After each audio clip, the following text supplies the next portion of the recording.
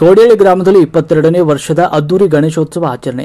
ಚಿತ್ರದುರ್ಗ ಜಿಲ್ಲೆಯ ಚಳ್ಳಕೆರೆ ತಾಲೂಕಿನ ತಳಕು ಹೋಬಳಿಯ ಕೋಡಿಹಳ್ಳಿ ಗ್ರಾಮದಲ್ಲಿ ಜೈ ಭೀಮ ಶ್ರೀ ಯುವ ವಿನಾಯಕ ಸಂಘ ಹಾಗೂ ಡಾಕ್ಟರ್ ಬಿಆರ್ ಅಂಬೇಡ್ಕರ್ ಯುವಕ ಸಂಘ ಇವರ ಸಹಯೋಗದೊಂದಿಗೆ ಈ ಬಾರಿ ದಲಿತ ಸಮುದಾಯದ ಶಕ್ತಿ ದೇವತೆಯಾಗಿರುವ ಶ್ರೀ ಶ್ರೀ ದುರ್ಗಾಂಬಿಕಾ ದೇವಸ್ಥಾನದ ಆವರಣದಲ್ಲಿ ಶ್ರೀ ಗೌರಿ ಗಣೇಶನನ್ನು ಪ್ರತಿಷ್ಠಾಪಿಸಿ ಅತ್ಯಂತ ವಿಜೃಂಭಣೆಯಿಂದ ಆಚರಿಸಲಾಯಿತು. ಪ್ರತಿದಿನ ಸಂಜೆ ಯುವಕರು, ಯುವತಿಯರು, ವಿದ್ಯಾರ್ಥಿಗಳಿಂದ ಶಾಲಾ ಸಾಂಸ್ಕೃತಿಕ ಕಾರ್ಯಕ್ರಮಗಳನ್ನು ಮಾಡಲಾಯಿತು. ಜೊತೆಗೆ ಪ್ರಸಾದ ವಿನಿಯೋಗ ಕಾರ್ಯಕ್ರಮ ಕೂಡ ಹಮ್ಮಿಕೊಳ್ಳಲಾಗಿತ್ತು.